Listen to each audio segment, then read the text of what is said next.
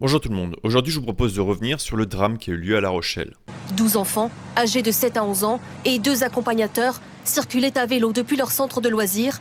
Ils se rendaient dans un jardin public lorsqu'une femme âgée de 83 ans, au volant de cette voiture jaune, percute le groupe.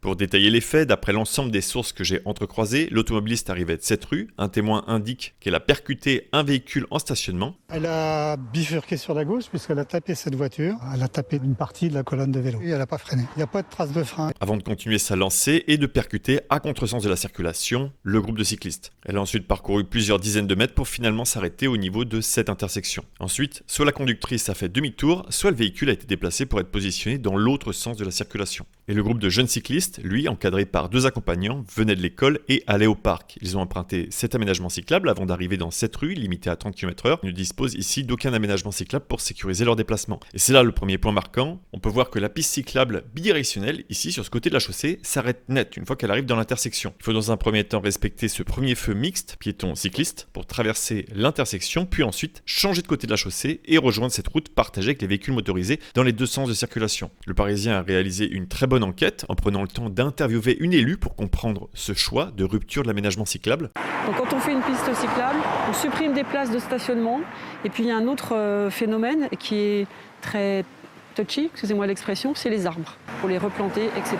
Donc techniquement, cette portion-là, elle est difficile. J'ai vraiment beaucoup de mal à comprendre cet argument de l'impossibilité de supprimer des places de stationnement face au domicile, sous prétexte que les habitants n'ont pas de garage. Le stationnement dans une rue n'est pas nominatif, il appartient à tous. Et en plus, ici, le stationnement est gratuit. Il est donc possible de marcher une dizaine, voire une centaine de mètres pour aller stationner son véhicule plus loin que devant sa porte. Ce sera finalement la solution la plus simple pour permettre la continuité de cet aménagement cyclable en bidirectionnel, pour continuer jusqu'à l'allée du Maine, et ensuite rejoindre le parc d'Elmas, là où devaient initialement aller les enfants. Et même si les aménagements bidirectionnels sont loin d'être une solution idéale, ils permettent d'offrir un itinéraire simple et sécurisé pour rejoindre les lieux majeurs, comme ici le parc, ou la plage de la Concurrence, et l'itinéraire vers le Vieux-Port. Et indépendamment, il faut souligner quand même que La Rochelle a beaucoup fait pour améliorer les déplacements à vélo ces dernières années, mais malheureusement ce sont ces points noirs les plus urgents à corriger. Et ils sont encore nombreux, notamment sur les principaux axes de la ville, qui permettraient d'améliorer ce réseau cyclable. On peut d'ailleurs le voir sur la carte du baromètre cyclable. C'est un outil qui a été réalisé par l'association FUB, et il est très intéressant pour permettre à la ville de mieux comprendre le besoin de ses usagers. Il reste tout de même une autre solution pour conserver ce stationnement, c'est de réduire la largeur de la voie de circulation et de la mettre en sens unique. C'est une solution qui est possible, qui a déjà été réalisée en 2018, on peut le voir sur les archives Google Street View. Ça serait non bloquant pour les transports en commun qui n'empruntent pas cette avenue à cet endroit-là, mais pour cette solution, il faudra revoir l'ensemble du plan local de circulation et idéalement couper l'avenue en 2, avec un sens qui va vers le sud et un sens qui va vers le nord, afin d'éviter la traversée d'une traite des véhicules motorisés. Mais personnellement, je pense que ce choix de ne pas réaliser un aménagement cyclable de ce côté de la chaussée est motivé par la présence de commerces, de ce côté de la rue en particulier, avec des places de livraison et comme par exemple l'entreprise Coligny Automobile qui utilise allègrement le trottoir comme du stationnement. Il faudrait donc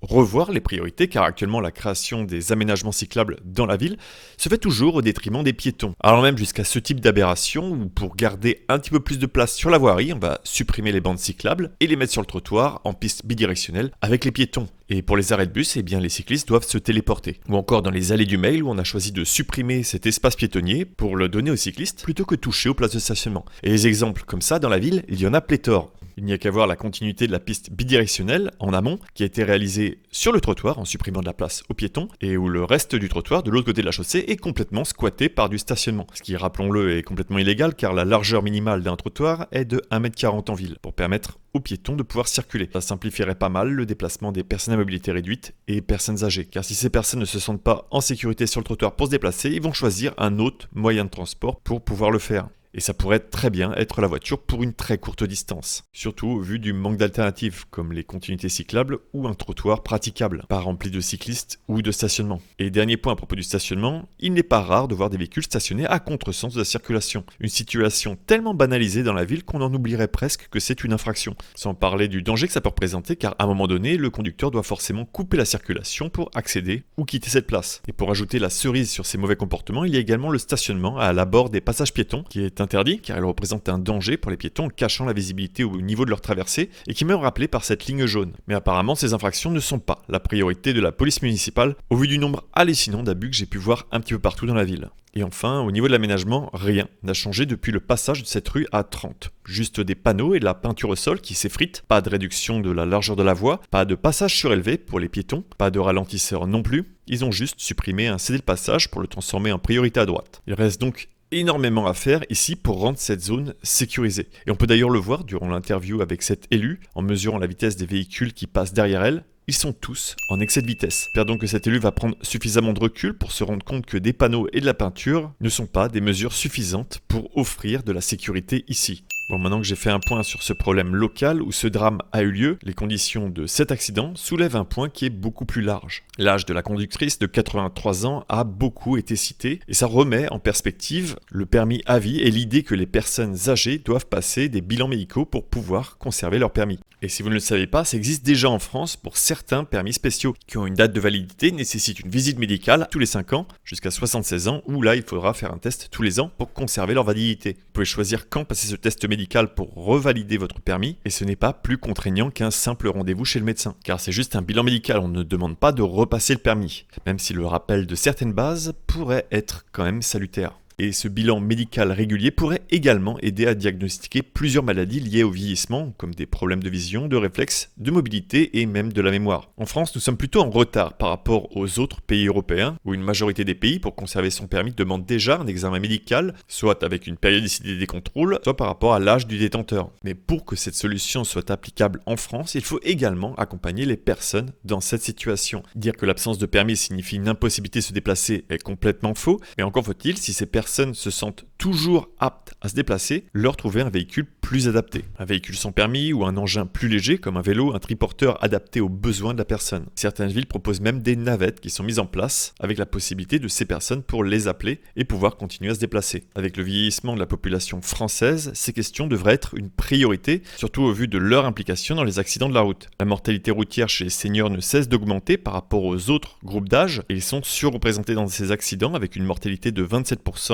alors qu'ils ne représentent que 21% de la population. Et plus un conducteur est âgé, plus sa part de responsabilité dans les accidents est grande, pouvant même aller jusqu'à dépasser 90% de responsabilité. Ces données soulignent donc la nécessité de sensibiliser et de protéger davantage les conducteurs âgés sur la route, ainsi que d'adapter les politiques pour répondre à leurs besoins spécifiques. Alors pourquoi ce sujet est-il souvent balayé ? Eh bien j'y vois deux raisons. La première est une raison économique. En moyenne, les acheteurs de voitures neuves ont plus de 55 ans, avec des différences d'âge notables selon les marques. Citroën, Renault et Peugeot attirent une clientèle plus âgés. Et les lobbyistes défendant ces marques sont donc fortement opposés à la fin du permis à vie, y voyant une menace pour la vente de ces véhicules. Ça a par exemple été illustré par l'opposition de 40 millions d'automobilistes à cette mesure visant à s'uniformiser au sein du Parlement européen, cherchant justement à s'aligner sur les pays ayant déjà pris cette décision de la fin du permis à vie. Et la seconde raison est politique. Le gouvernement en place souhaite conserver son électorat, composé en grande partie de personnes qui seraient concernées par cette mesure. Et la seule solution pour que les choses changent, c'est donc que cet événement dramatique provoque un électrochoc dans l'opinion publique afin de mettre en place des solutions. Revoir ce principe de permis à vie, mettre en place des solutions pour les seniors, développer des alternatives de déplacement à la voiture, comme les transports en commun, des aménagements cyclables, car l'inaction tue. Aux Pays-Bas, des mouvements ont été lancés pour mettre une pression sur les politiques afin de faire bouger l'opinion après la mort de plus de 500 enfants sur une année. Et ces pressions ont permis d'aboutir sur des solutions concrètes. Il faut donc faire entendre nos voix et diriger notre regard sur ce qui représente le plus grand danger, car le vélo, lui, utilisé par des enfants, n'est pas le mode de transport qui est dangereux. Enfin, je souhaiterais apporter mon soutien envers les victimes et proches des victimes, et si vous avez été impacté émotionnellement au point que ce type d'événement vous dégoûte du vélo, ne vous blâmez pas mais ne restez pas seul avec ce poids. Des centres d'écoute ont été mis en place pour échanger et vous soutenir. Vous trouverez toutes les informations en description. J'espère que ce sujet permettra de pousser à la réflexion et aidera à insuffler des solutions. N'hésitez pas à partager vos avis en commentaire. Je tiens à remercier tous ceux qui me soutiennent financièrement sur les différentes plateformes de dons pour réaliser ce travail d'information. Merci également aux relecteurs qui m'aident à vous fournir ces vidéos sans faute. Il est temps pour moi de vous dire à bientôt pour de prochaines vidéos et bonne route.